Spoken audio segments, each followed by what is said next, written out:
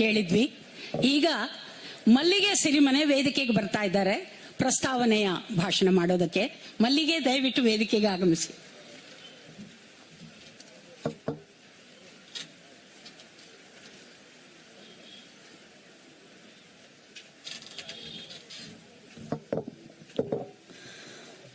ಇಲ್ಲಿ ನೆರೆದಿರುವಂತವರು ಎಲ್ಲರೂ ಕೂಡ ಕಾರ್ಯಕ್ರಮವನ್ನ ವೀಕ್ಷಣೆ ಮಾಡೋದಿಕ್ಕೆ ಅಥವಾ ಇಲ್ಲಿ ನಡೀತಾ ಇರುವಂತದ್ದನ್ನ ಆಸ್ವಾದಿಸ್ಲಿಕ್ಕೆ ಬಂದಂತವರಲ್ಲ, ಬದಲಿಗೆ ತಮ್ಮ ತಮ್ಮ ಊರಿನಿಂದ, ತಮ್ಮ ತಮ್ಮ ಬದುಕಿನಿಂದ, ತಮ್ಮ ತಮ್ಮ ಜೀವನದ ನೋವಿನ ಕಥೆಗಳಿಂದ ಒಂದೊಂದು ಕಿಡಿಯನ್ನು ಹೊತ್ತಿಸಿಕೊಂಡು ಬಂದು ಈ ಧರ್ಮಸ್ಥಳದ ನೆಲದಲ್ಲಿ ಹೆಣ್ಣು ಮಕ್ಕಳಿಗೆ ನ್ಯಾಯ ಸಿಕ್ಕಲಿ ಅಂತೇಳಿ ಆಗ್ರಹಿಸಲಿಕ್ಕೆ ಬಂದಂತ ಹೆಣ್ತನದ ಹೆಣ್ಗರುಳಿನ ಎಲ್ಲರೂ ಕೂಡ ಇದು ನ್ಯಾಯಕ್ಕಾಗಿ ಆಗ್ರಹಿಸುವ ದೀಪಗಳು ಇವತ್ತಿಲ್ಲಿ ಬಂದಿರುವಂತದ್ದು. ಇಲ್ಲಿ ಬಂದವರು ದೂರದ ಬೀದರ್ನ ಬಾಲ್ಕಿಯಿಂದ ಹಿಡಿದು ಇದೇ ಬೆಳ್ತಂಗಡಿಯ ತನಕ, ಪಕ್ಕದ ಜಿಲ್ಲೆ ಚಿಕ್ಕಮಗಳೂರಿನಿಂದ ಹಿಡಿದು ದೂರದ ಚಿತ್ರದುರ್ಗದ ತನಕ ಎಲ್ಲ ಜಿಲ್ಲೆಗಳಿಂದ, ಎಲ್ಲ ಜೀವನದ ಹಂತಗಳಿಂದ, ಬೇರೆ ಬೇರೆ ಹಿನ್ನೆಲೆಗಳಿಂದ ಬಂದವರಾಗಿದ್ದಾರೆ. ಆದ್ರೆ ನಮ್ಮೆಲ್ಲರ ಕೂಗು ಒಂದೇ ಆಗಿದೆ. ಹೆಣ್ಣು ಮಕ್ಕಳಿಗೆ ನ್ಯಾಯ ಸಿಗಬೇಕು ಮತ್ತು ಹೆಣ್ಣು ಮಕ್ಕಳಿಗೆ ಘನತೆಯಿಂದ ಬದುಕುವಂತ ಹಕ್ಕು ಸಿಗಬೇಕು. ಸಂವಿಧಾನ ನಮಗೆ ಸಮಾನತೆಯನ್ನು ಕೊಟ್ಟಿದೆ. ಆ ಸಮಾನತೆ ನಿಜ ಜೀವನದಲ್ಲೂ ಕೂಡ ಜಾರಿಯಾಗಬೇಕು. ಈ ಕೂಗಿನ ಜೊತೆಗೆ ಇಲ್ಲಿ ಬಂದು ಸೇರಿರುವಂತ ಎಲ್ಲ ಸಹೋದರಿಯರಿಗೂ ಕೂಡ ಕೊಂದವರು ಯಾರು ಆಂದೋಲನದ ಈ ಮಹಿಳಾ ನ್ಯಾಯ ಸಮಾವೇಶಕ್ಕೆ ಮತ್ತೊಂದು ಬಾರಿ ಸ್ವಾಗತ ಕೊಡ್ತಾ ಇದೀವಿ. ಒಂದು ಘೋಷಣೆ ಹೇಳಿ ಈ ಪ್ರಾಸ್ತಾವಿಕ ಮಾತುಗಳನ್ನ ಆಡುವಂತದ್ದು ಅರ್ಥಪೂರ್ಣ ಅಂತ ನನ್ಗೆ ಅನ್ಸಿರೋದ್ರಿಂದ ಈ ಘೋಷಣೆಯನ್ನು ನಾನು ಹೇಳ್ತೀನಿ. ದಯಮಾಡಿ ಎಲ್ಲರೂ ಇದರ ಜೊತೆಯಲ್ಲಿ ಧ್ವನಿಗೂಡಿಸಬೇಕು. ಸಮಾನತೆ ನಮ್ಮ ಹಕ್ಕು ಅಂತ ನಾನು ಹೇಳಿದ್ರೆ ನೀವೆಲ್ಲರೂ ಏನ್ ಹೇಳಬಹುದು? ಇದಕ್ಕೆ ಏನ್ ಹೇಳಬಹುದು? ಭಿಕ್ಷೆ ಅಲ್ಲ ಅಂತ ಹೇಳಬಹುದು.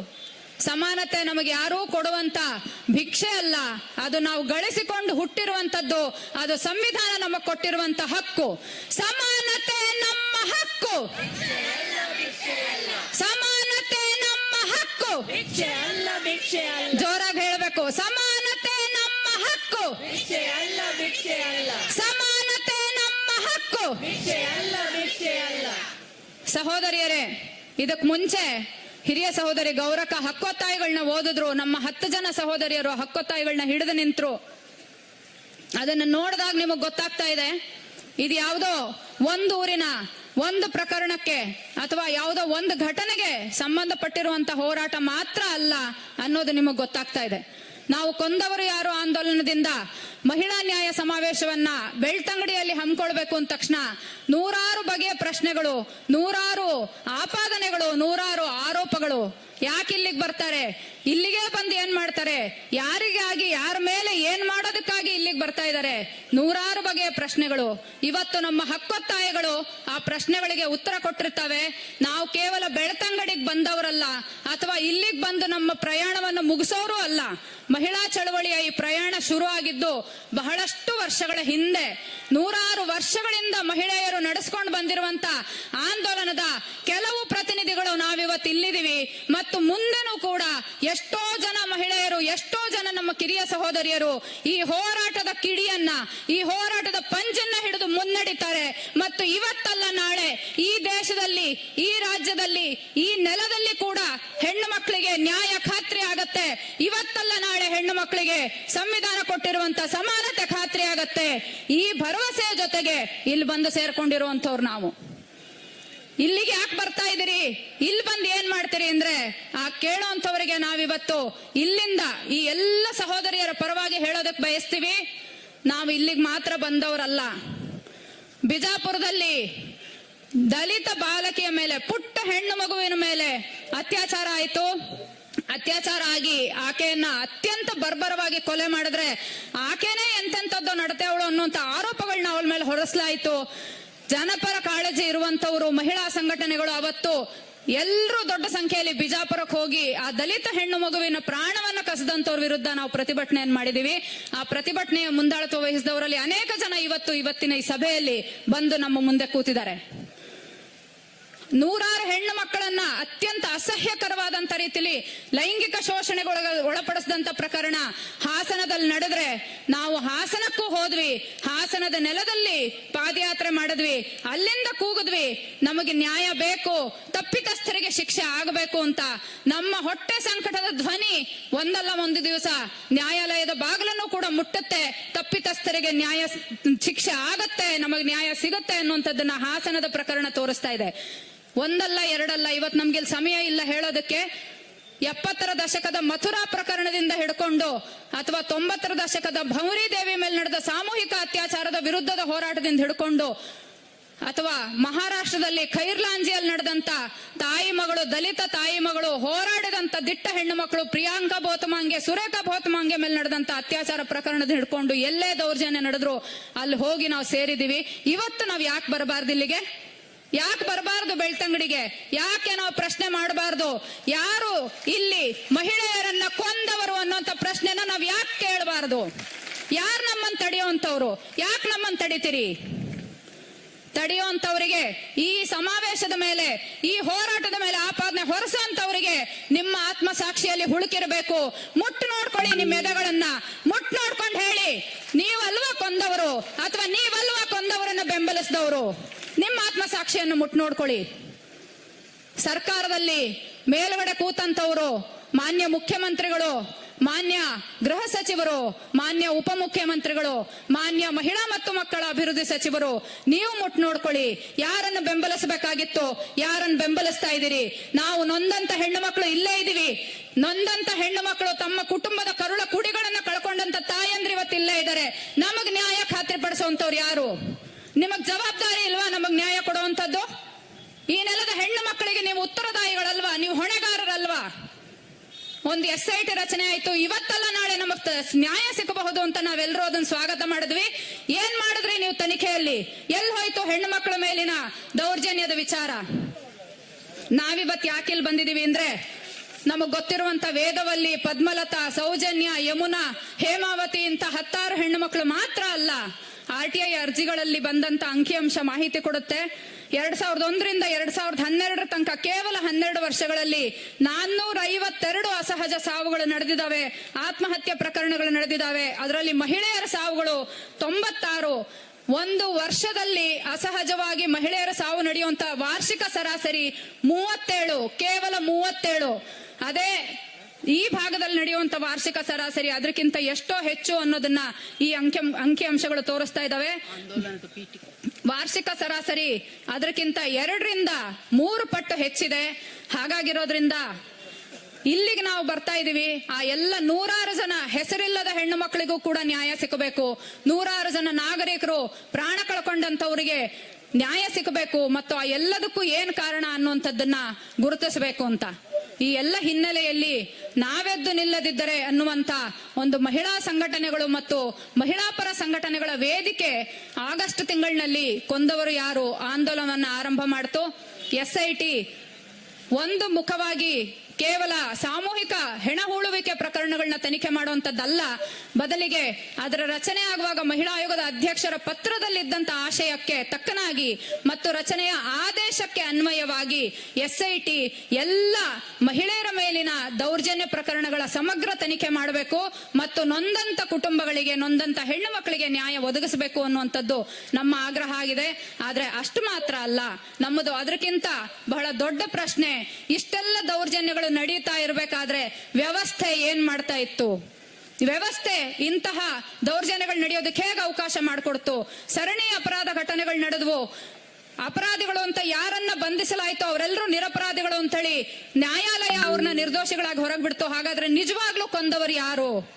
100 ಜನ ಇವತ್ತು ಕೂಡ ಬಂದ್ ಸಾಯ್ತಾರೆ. ಎಲ್ಲ ತೀರ್ಥಕ್ಷೇತ್ರಗಳಲ್ಲಿ ಇಲ್ಲದೆ ಇರುವಂತ ದೊಡ್ಡ ಪ್ರಮಾಣದ ಅಪಹರಣ ಮತ್ತು ನಾಪತ್ತೆ ಪ್ರಕರಣಗಳು ಇಲ್ಲಿ ನಡೀತವೆ ಅಂದ್ರೆ ಅದಕ್ಕೆ ಹೇಗೆ ಉತ್ತರ ಕಂಡುಕೊಳ್ತೀವಿ ಅನ್ನುವಂತ ಎಲ್ಲ ಪ್ರಶ್ನೆಗಳನ್ನ ಇಟ್ಕೊಂಡು ಇಲ್ಲಿ ನಾವು ಬಂದಿದೀವಿ. ಉಗ್ರಪ್ಪ ಸಮಿತಿ ಸ್ಪಷ್ಟವಾಗಿ ನೇರವಾಗಿ ಈ ವಿಚಾರವನ್ನು ಹೇಳಿದೆ. ಇದ್ರ ಬಗ್ಗೆ ಸಮಗ್ರ ಅಧ್ಯಯನ ಆಗ್ಬೇಕು ಅಂತ ಉಗ್ರಪ್ಪ ಸಮಿತಿಯ ಶಿಫಾರಸು ಜಾರಿ ಆಗ್ಲಿ ಅಂತ ನಾವು ಕೇಳ್ತಾ ಇದೀವಿ. ಮತ್ತು ಇಲ್ಲಿ ಸೇರಿರುವಂತ ನಮ್ಮೆಲ್ಲರ ಒಕ್ಕೊರಲಿನ ಒಂದು ವಿಚಾರ ಏನಂದ್ರೆ, ನಮ್ಮ ಮಟ್ಟಕ್ಕೆ ನ್ಯಾಯ ಅಂದ್ರೆ ಕೇವಲ ಶಿಕ್ಷೆ ಮಾತ್ರ ಅಲ್ಲ. ಖಂಡಿತವಾಗಿ ಅಪರಾಧಿಗಳಿಗೆ ಶಿಕ್ಷೆ ಆಗ್ಬೇಕು, ಆದ್ರೆ ಶಿಕ್ಷೆ ಮಾತ್ರ ಅಲ್ಲ, ಇದಾದ ನಂತರದಲ್ಲಿ ಈ ಸಮಾಜದಲ್ಲಿ ಒಂದು ಪರಿವರ್ತನೆ ಬರಬೇಕು. ಎಲ್ಲರೂ ಪರಸ್ಪರರನ್ನ ಸಹಜೀವಿಗಳಾಗಿ ಸಹಮಾನವರಾಗಿ ಗೌರವಿಸುವಂತ ಪರಸ್ಪರ ಪ್ರೀತಿ ವಿಶ್ವಾಸದಿಂದ ನಡೆಯುವಂತ ವಾತಾವರಣ ಬೆಳಿಬೇಕು. ಅದರೊಂದಿಗೆ ಹೊಣೆಗಾರಿಕೆ ರೂಪುಗೊಳ್ಳಬೇಕು. ಇಲ್ಲಿ ನೊಂದಂತ ಜೀವಗಳಿಗೆ ಶಮನ ಸಾಂತ್ವನ ಸಿಗಬೇಕು. ಘನತೆ ಮತ್ತು ಪ್ರೀತಿ ಈ ನೆಲದಲ್ಲಿ ಮೊಳಕೆ ಹೊಡಿಬೇಕು. ಮತ್ತೊಂದು ಬಾರಿ ಹೇಳ್ತೀನಿ, ಘನತೆ ಮತ್ತು ಪ್ರೀತಿ ಈ ನೆಲದಲ್ಲಿ ಮೊಳಕೆ ಹೊಡಿಬೇಕು ಅನ್ನುವಂತ ಆಶಯದ ಜೊತೆಗೆ ನಾವೆಲ್ಲರೂ ಇವತ್ತು ಇಲ್ಲಿ ಸೇರಿದೀವಿ. ಕಾರ್ಯಕ್ರಮ ಮುಂದುವರಿಯುತ್ತೆ. ಇವತ್ತೊಂದು ದಿವಸಕ್ಕೆ, ಇವತ್ತೊಂದಿನ ಸಮಾವೇಶಕ್ಕೆ ಈ ಕಾರ್ಯಕ್ರಮ ಮುಕ್ತಾಯ ಆಗೋದಿಲ್ಲ. ನಮ್ಮ ಈ ಹೋರಾಟ ನಿರಂತರವಾಗಿ ಮಹಿಳೆಯರ ಸಮಾನತೆಗಾಗಿ, ಮಹಿಳೆಯರ ಘನತೆಗಾಗಿ ಮತ್ತು ಮಹಿಳೆಯರ ಬದುಕುವ ಹಕ್ಕಿಗಾಗಿ ಮುನ್ನಡೆಯುತ್ತೆ ಅಂತ ಹೇಳ್ತಾ, ಇದಕ್ಕೆ ಬಂದಂತ ನಿಮ್ಮೆಲ್ಲರಿಗೂ ಮತ್ತೊಂದು ಬಾರಿ ಈ ಹೋರಾಟಕ್ಕೆ, ಈ ಸಮಾವೇಶಕ್ಕೆ ಸ್ವಾಗತ ಕೋರ್ತಾ ನನ್ನ ಪ್ರಸ್ತಾವನೆಯನ್ನು ಮುಗಿಸ್ತೀನಿ. ನಮಸ್ಕಾರ.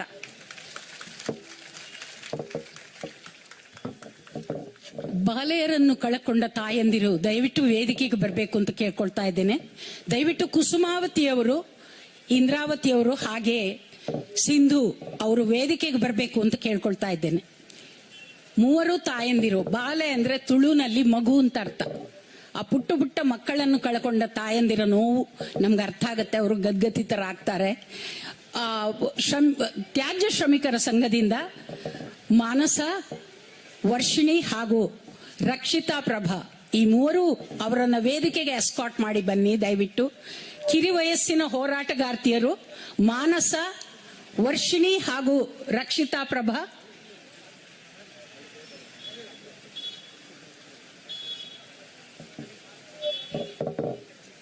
ಇವರು ಒಂದು ಪುಟ್ಟ ಹಲಸಿನ ಗಿಡವನ್ನು ತಾಯಂದಿರಿಗೆ ಕೊಡುವುದರ ಮೂಲಕ ಆಶಯವನ್ನ ಮೌನ.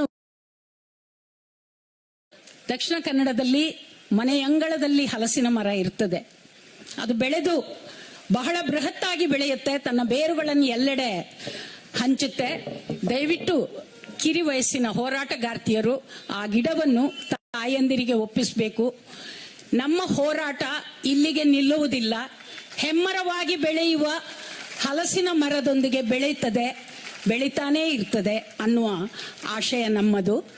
ಸ್ವೀಕರಿಸಿದ ತಾಯಂದಿರಿಗೆ ಬಾಡದ ಹಾಗೆ, ಮುರಿಯದ ಹಾಗೆ ಜೋಪಾನವಾಗಿ ಸಾಗುವ ತಾಯಂದಿರಿಗೆ ಧನ್ಯವಾದಗಳು. ಹಾಗೆ ಕಿರಿ ಹೋರಾಟಗಾರ್ತಿಯರಿಗೂ ಧನ್ಯವಾದಗಳು.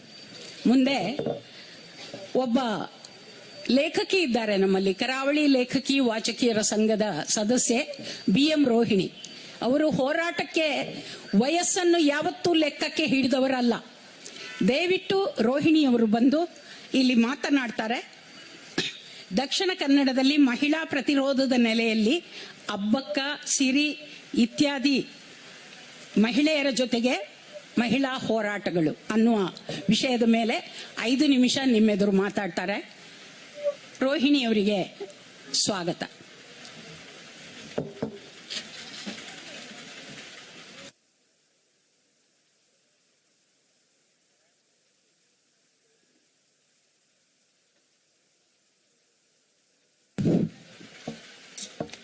ಎಲ್ಲ ಸೋದರ ಸೋದರಿಯರಿಗೆ ಪ್ರೀತಿಯ ನಮಸ್ಕಾರಗಳು. ಸೋದರರೇ, ನನಗೆ ನನ್ನ ಬಾಲ್ಯದ ಘಟನೆ ಒಂದು ನೆನಪಾಗ್ತದೆ. ಏನು ಗೊತ್ತಾ, ನಾವು ಸಣ್ಣವರಿರುವಾಗ ಕೆಲವು ತೀರ್ಥಕ್ಷೇತ್ರಗಳಿಗೆ ಹದಿಹರೆಯದ ಮಕ್ಕಳನ್ನು ಕಳಿಸ್ತಿರ್ಲಿಲ್ಲ, ಮನೆಯವರು ಕಳಿಸ್ತಿರ್ಲಿಲ್ಲ. ಅಷ್ಟು ಮಾತ್ರ ಅಲ್ಲ, ಶಾಲೆಯಿಂದ ಪ್ರವಾಸ ಹೋಗುವಾಗಲೂ ಕೂಡ ನಮ್ಮನ್ನು ಕರ್ಕೊಂಡು ಹೋಗ್ತಿರ್ಲಿಲ್ಲ. ನಮ್ಗೊಂದು ದೊಡ್ಡ ಪ್ರಶ್ನೆ ಇದು, ಯಾಕೆ ಯಾಕೆ ನಾವು ಪ್ರಶ್ನೆ ಕೇಳಿದ್ರೆ ಅಲ್ಲಿ ಹೋದ್ರೆ ಹೆಣ್ಮಕ್ಕಳನ್ನ ಅಲ್ಲೇ ಬಿಟ್ಟು ಬರಬೇಕು. ಯಾಕೆ ಬಿಟ್ಟು ಬರಬೇಕು? ಕರ್ಕೊಂಡು ಬಂದ್ರೆ ಏನು ಅಂತ ಕೇಳಿದ್ರೆ, ಗಂಡು ಮಕ್ಕಳನ್ನು ಹಾಗೆ ಬಿಟ್ಟು ಬರ್ತೀರಾ ಅಂತ ಕೇಳಿದ್ರೆ ನೀನು ಬಾಯಿ ಮುಸ್ತಿಯಾ ಇಲ್ವಾ? ಇದು ನಮಗೆ ಸಿಗುತ್ತಿದ್ದ ಉತ್ತರ.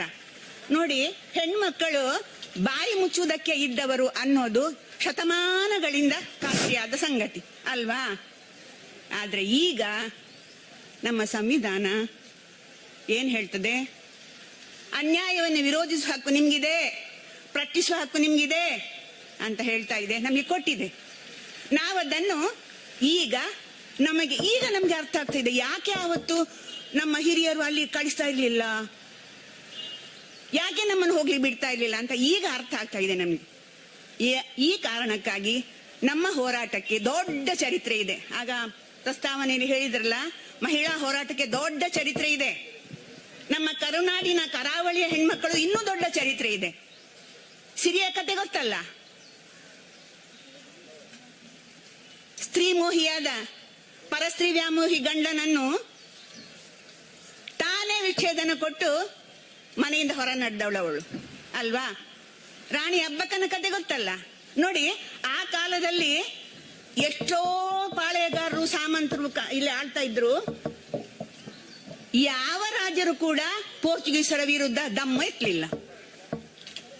ಅಬ್ಬಕ್ಕ ಅವರಿಗೆ ಸೆಟೆದು ನಿಂತು ಪ್ರತಿಭಟಿಸಿ ಹೋರಾಡಿ ಅವರ ದಬ್ಬಾಳಿಕೆಯನ್ನು ನಿಲ್ಲಿಸಿದ್ಲು ಅಲ್ವಾ.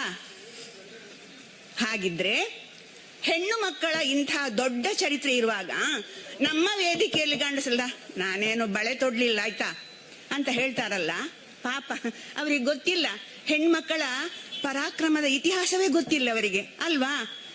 ಈಗ ನಾವು ಈ ಸ್ಥಳದಲ್ಲಿ ನಿಂತು ನಾವು ಹೇಳುವುದೇನೆಂದ್ರೆ, ನಮ್ಮ ಸಂವಿಧಾನ ಕೊಟ್ಟ ಏನು ಸೌಲಭ್ಯಗಳಿವೆ ಅದನ್ನು ನಾವು ಸರಿಯಾಗಿ ಉಪಯೋಗಿಸಿಕೊಳ್ಳೋಣ. ನೊಂದ ಮಹಿಳೆಯರು ಅಥವಾ ಇಲ್ಲಿ ಈ ನೆಲದಡಿಯಲ್ಲಿ ನಮ್ಮ ಹೆಣ್ಮಕ್ಕಳ ಕೂಗು ನಮ್ಗೆ ಕೇಳ್ತಾ ಇದೆ. ಇನ್ನೂ ಕೇಳ್ತದ? ಅವರ ಆರ್ತನಾದ ಕೇಳ್ತಾ ಇದೆ. ಅದಕ್ಕಾಗಿ ಬಂದಿದ್ದೇವೆ ನಾವು ಇಲ್ಲಿಗೆ. ಆ ಕೂಗು ಇಡೀ ದೇಶಕ್ಕೆ ಕೇಳಬೇಕು. ಇನ್ನೊಂದು ಮಾತು ಹೇಳ್ತೇನೆ ಸೋದರರೇ ಸೋದರಿಯರೇ, ನ್ಯಾಯ ದೇವತೆ ಕುರುಡಿ ಅಂತ ಹೇಳ್ತಾರೆ, ಕಣ್ಣಿಗೆ ಬಟ್ಟೆ ಕಟ್ಟಿಕೊಂಡಿದ್ದಾಳೆ. ಆದ್ರೆ ಅವಳು ಮೂಕಿ ಅಲ್ಲ ಅಲ್ವಾ, ಕಿವುಡಿ ಅಲ್ಲ ಅಲ್ವಾ. ನಾವು ಹಾಗೆ ನಂಬಿದ್ದೇವೆ, ನೀವು ನಂಬ್ತೀರಲ್ವಾ. ನ್ಯಾಯ ನಮಗೆ ಖಂಡಿತ ಸಿಗ್ಬೇಕು, ಸಿಗ್ತದೆ. ಅದಕ್ಕಾಗಿಯೇ ಇಷ್ಟು ಮಂದಿ ನಾವೆಲ್ಲ ಇಲ್ಲಿ ಸೇರಿದ್ದೇವೆ. ಸೋದರಿಯರೇ, ಈ ಒಂದು ಒಗ್ಗಟ್ಟಿನ ಕೆಲಸಕ್ಕಾಗಿ ಎಲ್ಲಾ ನಮ್ಮ ಕರ್ನಾಟಕ ಮಾತ್ರ ಅಲ್ಲ, ಇಡೀ ಭಾರತದ ಎಲ್ಲಾ ಸೋದರರು ಒಟ್ಟಾಗುವಂತಹ ಕಾಲ ನ್ಯಾಯಕ್ಕಾಗಿ ಎಲ್ಲರೂ ಒಟ್ಟಾಗ್ತಾರೆ. ಅದು ಇಡೀ ದೇಶದ ಸೋದರಿಯರು ಒಟ್ಟಾಗ್ತಾರೆ. ಇದು ನಮ್ಮ ಒಂದು ಒಗ್ಗಟ್ಟಿನ ಬಲ ಅಂತ ಹೇಳ್ತಾ ನಮಸ್ಕಾರ ಎಲ್ರಿಗೂ. ಧನ್ಯವಾದಗಳು ರೋಹಿಣಿಯವರಿಗೆ. ನಿರ್ಭಯ ಪ್ರಕರಣದಲ್ಲಿ ಇಡೀ ದೇಶ ಒಂದಾಗಿತ್ತು. ಇಲ್ಲಿ ನಡೆದದ್ದು ಇನ್ನೂ ವಿಕೃತಿಯ ಅತ್ಯಾಚಾರಗಳು. ಅದಕ್ಕೆ ಯಾಕೆ ದೇಶ ಕೊಡ್ತಾ ಇಲ್ಲ ಅನ್ನುವ ಒಂದು ವಿಸ್ಮಯ ಪ್ರಶ್ನೆ ನಮ್ಮೆಲ್ಲರಲ್ಲೂ